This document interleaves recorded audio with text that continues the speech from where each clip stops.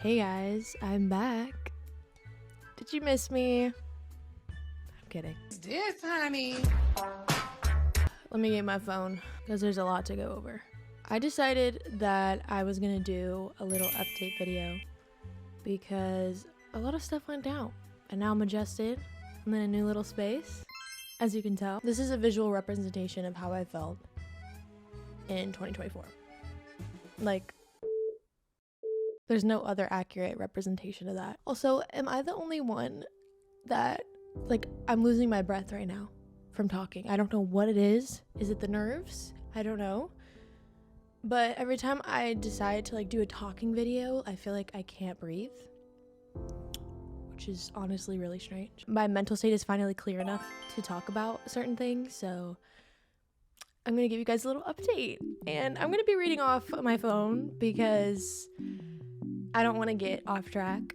And I had this little like newsletter thing that I wrote like 2 months ago.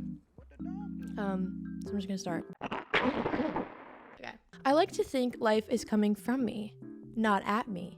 Well, these past few months, actually this past year, has been insane. I'm not even being dramatic, even though I love being dramatic. This is not the case.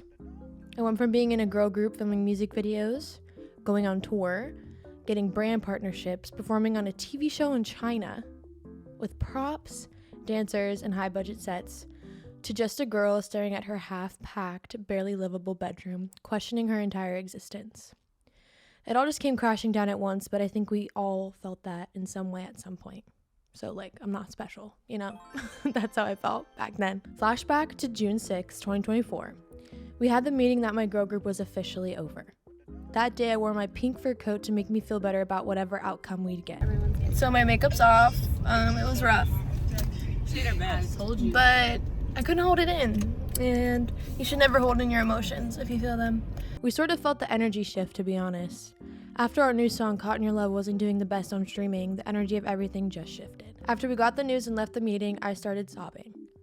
Not like a cute girl cry either. It was snotty. I couldn't breathe or talk to anyone, and mascara was running down my face, type sobbing. Despite my state of mind, we all went to Target after the meeting to get some tequila and drinks and snacks to celebrate the fact that even though we aren't going to be a group anymore, we're going to be okay.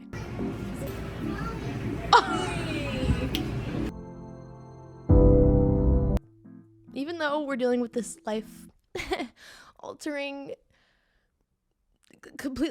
life-altering, life-changing scenario, we're still gonna make the best of it because, you know, it's really the only thing you can do. As fresh as it was, we wanted to celebrate new beginnings. More like get drunk, lay on the floor, cry my left lung out while listening to Frank Ocean and Lana Del Rey. And I did.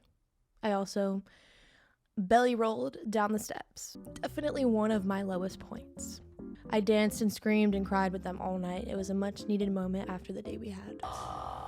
Play Lana Del Rey! Which, yeah, it freaking was. I remember I started going through my things the very next morning. How could you not? My fight or flight was flighting. I started recording everything that I could of me going through all my belongings. I was making myself anxious by packing so quickly, but I couldn't help it. My whole world was just over. I thought we were doing good. We even had a huge meeting on Zoom in the beginning of 2024 that was setting intentions and implementing changes of how we post on the group account and even how we posted on our personal socials. That meeting was basically based off a YouTube video about how bad boysworld's marketing is. At least that's how I took it. They sent the video prior to the meeting. I was so upset during that meeting I actually had to excuse myself because I started crying. They told me it'd be best if I didn't post my many songs I've always written anymore. And mind you, I signed the record deal because they had said I and we could still do that. I didn't want to be a solo artist. Those songs were just my lifeline and I loved helping people through the sad music that I wrote. Boysworld used to be a group where we were allowed to be different and allow space for our personalities to shine in our own ways. And that's what would make the group so special. I felt betrayed. I also thought, damn, are you guys serious? My songs I post are the least of the marketing worries here. And I'm not being shady. I was just very upset. Help! Oh my god. We did go over a bunch of other stuff besides the songwriting things, like the way we film covers, focusing on quality over quantity, and making the brand more cohesive. I put my thoughts and feelings to the side and accepted the sacrifice I had to make in this group, and it was working. Like, it was working, kind of. I was shocked. We were starting to get some traction. We had some viral moments, like when we covered Espresso by Sabrina Carpenter. She even commented on that cover too, and that was super exciting. We started getting bigger brand deals, and we were gaining more fans. We made so many sacrifices that it all felt like it meant something. But why wait this long to implement these changes and then we disband months later? It made me sick. But everything happens for a reason, and I am honestly glad that everything happened the way it did. I wouldn't have done anything differently. It was hard to switch lives so quickly. After 5 full years of this, we aren't a group anymore. Just like that, no more piling into Queenie's or Lillian's car on our way to a meeting, no more living together, no more music videos. They own the name. It all just felt so unfair at first when we first disbanded. I even had this era where I had told the girls, you know what? I actually hated singing harmonies. I actually hated dancing. I don't mean that anymore now. Like, I don't mean that at all. I loved the dancing. I loved the harmonies. I think looking back, that whole experience was absolutely priceless. Like, being able to do all that, I would do it again. Even through all the tears and the being depressed for an era, like, I would do it all again. It was just a blast. But yeah, I don't mean any more of that now. I was just so sad that it was over. The way I cope is by running away sometimes. So by saying those things, it made me feel like, oh, I actually had a horrible time here and I'm glad it's over. But that's further from the truth now. That's just what I told myself so I wouldn't become depressed. We were scrambling, trying to find our feet in the world. We had our laptops out for probably a week straight in the living room, perfecting our LinkedIn profiles, making resumes, and the saddest one, making Facebook marketplace listings of the furniture in our shared apartment. Oh my God, my Shayla. I even got scammed of $75 for a resume maker website because I was just that desperate signing up for anything. Never again. No. But now, I'm slowly starting to understand why it didn't work out. Even though it's over now, all the sacrifices meant something.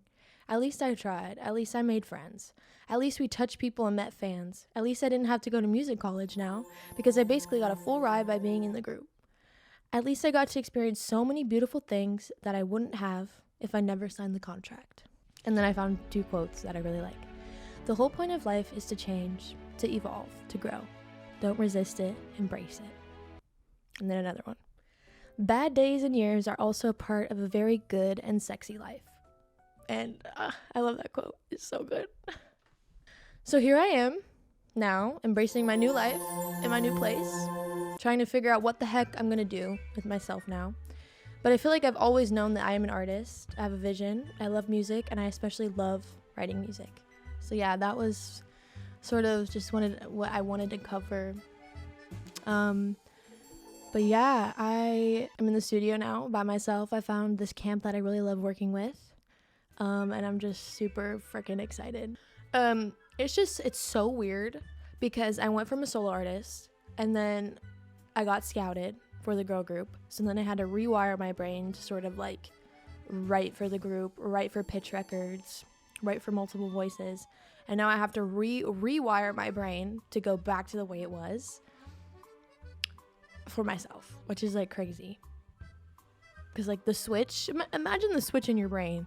Like I was finally getting the hang of it for writing for Boys World stuff. And now it's just, it's just like gone.